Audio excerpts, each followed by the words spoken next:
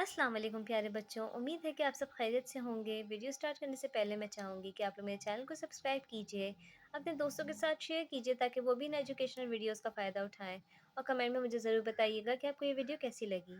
तो आइए बच्चों स्टार्ट करते हैं। आज हम आफ़ाक़ सन सीरीज़ मुतालिआ इस्लाम क्लास 5 की बुक का पेज नंबर 71 करेंगे। तो पेज नंबर 71 खोल लीजिए। तो बच्चों पेज नंबर 71 से हमारे पास है हज़रत उस्मान गनी रज़ी अल्लाह ताला अन्हो। आज हम इनके बारे में पढ़ेंगे। ठीक है, तो आइए पहले तारुफ पढ़ लेते हैं। हज़रत उस्मान रज़ी अल्लाह ताला अन्हो का शुमार उन पाकीज़ा लोगों में होता है जिन्होंने आगाज़ इस्लाम ही में हक़ की आवाज़ पर लब्बैक कहा और नबी अकरम सल्लल्लाहु अलैहि वसल्लम का साथ देने का फ़ैसला किया। हज़रत उस्मान रज़ी ताला अन्हो ने इस्लाम के आगाज़ में ही इस्लाम कबूल कर लिया था और नबी अकरम सल्लल्लाहु अलैहि वसल्लम का साथ देने का फ़ैसला किया था। आपका नाम उस्मान है। ज़ुल्नूरैन, जामिउल कुरान और गनी आपके अलक़ाब हैं। आपके वालिद का नाम अफ़्फ़ान और वालिदा का नाम अरवा था। हज़रत उस्मान रज़ी अल्लाह ताला अन्हो की नानी नबी अकरम सल्लल्लाहु अलैहि वसल्लम की हकीकी फूफी थीं।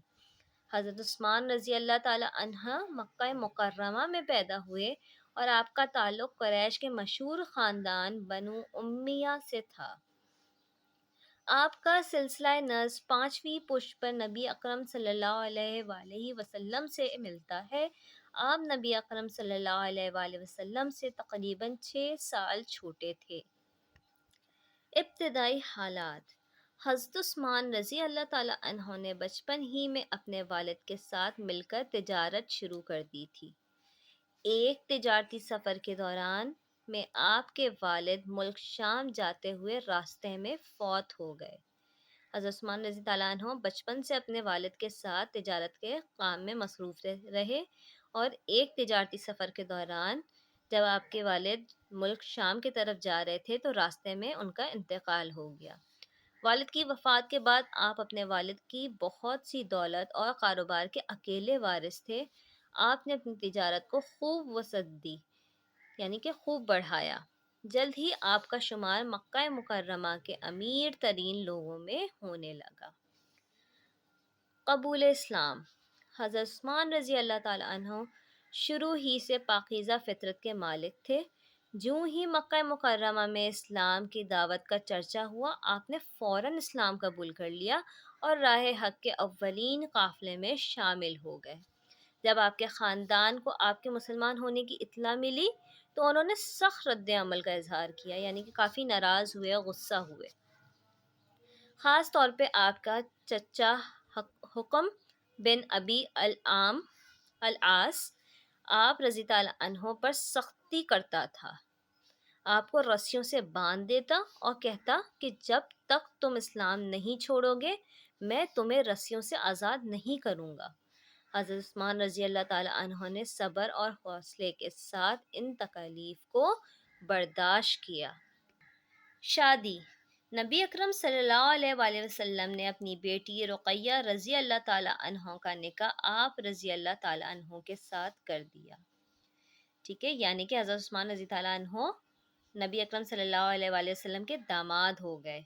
उन्होंने अपनी बेटी रुक़ैया से नबी अकरम सल्लल्लाहु अलैहि वसल्लम ने अपनी बेटी रुक़ैया से हज़रत उस्मान रज़ी ताला अन्हो का निकाह कर दिया। कुछ अरसे बाद हज़रत रुक़ैया रज़ी अल्लाह ताला अन्हा वफ़ात पा गईं तो नबी अकरम सल्लल्लाहु अलैहि वसल्लम ने अपनी दूसरी बेटी हज़रत उम्मे कुलसूम रज़ी ताला अन्हो का निकाह आप रज़ी ताला अन्हो के साथ कर दिया। इसी वजह से आप रज़ी अल्लाह ताला अन्हो को ज़ुल्नूरैन यानी दो नूरों वाले कहा जाता है। ठीक है। अच्छा, जब उनकी जो दूसरी बेटी थी रुक़ैया, उनका इंतकाल हुआ तो उन्होंने अपनी दूसरी बेटी हज़रत उम्मे कुलसूम के साथ निकाह कर दिया हज़रत उस्मान का और इसी वजह से उनको ये लक़ब भी मिला। ठीक है, ज़ुल्नूरैन का, यानी कि दो नूरों वाले। हिजरत हबशा। जब कुफ़ार ने मुसलमानों के लिए मक्का मुकर्रमा की सरज़मीन तंग कर दी تو نبی اکرم صلی اللہ علیہ وآلہ وسلم نے مسلمانوں کو حبشہ چلے جانے کا مشورہ دیا۔ چنانچہ مسلمانوں کی ایک بڑی تعداد مکہ مکرمہ سے ہجرت کر کے حبشہ چلی گئی۔ حضرت عثمان رضی اللہ تعالی عنہ بھی اپنی بیوی حضرت رقیہ رضی اللہ تعالی عنہ کے ساتھ مہاجرین کے اس قافلے میں شامل تھے۔ ہجرت مدینہ۔ جب نبی اکرم صلی اللہ علیہ وآلہ وسلم نے مدینہ منورہ کی طرف ہجرت کی تو حضرت عثمان رضی اللہ عنہ حبشہ سے مدینہ منورہ چلے گئے۔ یوں آپ رضی اللہ تعالیٰ عنہ کو اللہ تعالیٰ کی راہ میں دوہری ہجرت کا اعزاز حاصل ہوا۔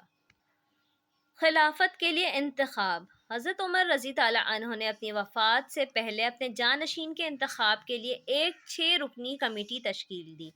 اس کمیٹی نے لوگوں سے مشورے کے بعد حضرت عثمان رضی اللہ تعالی عنہ کو بطور خلیفہ منتخب کیا۔ اس طرح آپ مسلمانوں کے تیسرے خلیفہ بنے۔ اس طرح حضرت عثمان رضی اللہ عنہ مسلمانوں کے تیسرے خلیفہ بن گئے۔ خدمات۔ حضرت عثمان رضی اللہ تعالیٰ عنہ کی اسلام کے لیے بے شمار خدمات ہیں، جن میں سے چند ایک درجہ ذیل ہیں۔ نمبر 1، مدینہ منورہ میں مسلمانوں کے لیے پینے کا صاف پانی میسر نہ تھا۔ میٹھے پانی کا ایک ہی کنواں تھا جو ایک یہودی کی ملکیت تھا۔ حضرت عثمان رضی اللہ تعالیٰ عنہ نے اسے خرید کر مسلمانوں کے لیے وقف کر دیا۔ حضرت عثمان نے کیا کیا کہ مدینہ منورہ میں جب مسلمانوں کے لیے پانی پینے کے لیے میسر نہیں تھا تو انہوں نے ایک ہی کنواں میٹھے پانی کا موجود تھا، تو انہوں نے وہ کنواں یہودیوں سے خریدا اور اسے مسلمانوں کے لیے وقف کر دیا۔ نمبر 2، غزوہ تبوک کے موقع پر حضرت عثمان رضی اللہ تعالی عنہ نے جنگ کے لیے نبی اکرم صلی اللہ علیہ وآلہ وسلم کی خدمت میں 1000 اونٹ، 100 گھوڑے اور 1000 دینار پیش کیے۔ ٹھیک ہے، جب غزوہ تبوک ہوا تو حضرت عثمان نے رسول اللہ صلی اللہ علیہ وآلہ وسلم کی خدمت میں جنگ کے لیے 1000 اونٹ، 100 گھوڑے اور 1000 دینار پیش کیے تھے۔ نمبر 3، حضرت عثمان رضی اللہ تعالیٰ عنہ نے اپنے عہد خلافت میں مسجد نبوی کو وسیع کیا۔ جب حضرت عثمان رضی اللہ عنہ کا خلافت کا دور تھا تب انہوں نے مسجد نبوی کو مزید آگے کے طرف بڑھایا، مزید اس کو بڑا کیا۔ نمبر 4، حضرت عثمان رضی اللہ تعالی عنہ نے قرآن مجید کو نئے سرے سے تحریر کروایا، مسلمانوں کو قرآن مجید کی ایک قرأت پر جمع کیا، اس لیے آپ کو جامع القرآن بھی کہا جاتا ہے۔ حضرت عثمان رضی اللہ تعالی عنہ کے دور میں اسلامی ریاست کے حدود دور دور تک پھیل گئی اور زمین کے بڑے حصے پر اسلام کا پرچم لہرانے لگا۔ فیاضی۔ حضرت عثمان رضی اللہ تعالی عنہ بے حد سخی اور فیاض تھے، اس لیے آپ کا ایک لقب غنی بھی تھا۔ آپ بیواؤں، یتیموں اور غریبوں کی دل کھول کر مدد کرتے تھے۔ آپ امت میں سب سے زیادہ سخی شمار ہوتے ہیں۔ شرم و حیا۔